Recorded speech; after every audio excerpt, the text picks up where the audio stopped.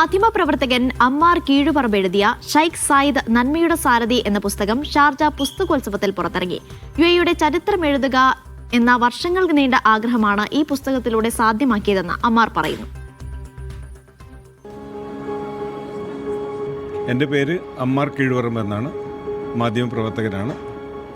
കുറേ കാലം യു എയിലുണ്ടായിരുന്നു. 1995 ആദ്യമായി യു എയിലെത്തിയത്.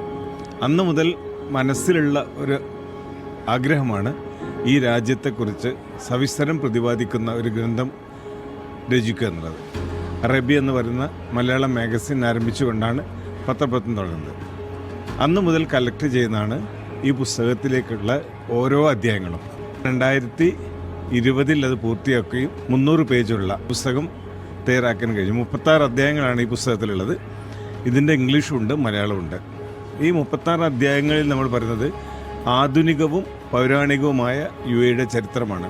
ഷെയ്ഖ് സായിദ് എന്ന് പറയുന്ന രാഷ്ട്രപിതാവ്, അദ്ദേഹത്തിൻ്റെ മനസ്സിലുണ്ടായിരുന്ന ഈ രാജ്യത്തെക്കുറിച്ചുള്ള സ്വപ്നവും അത് അദ്ദേഹം എങ്ങനെയാണ് യാഥാർത്ഥ്യമാക്കിയത് എന്നുള്ള മുഴുവൻ കാര്യങ്ങളുമാണ് നാം ഈ പുസ്തകത്തിൽ പറയുന്നത്.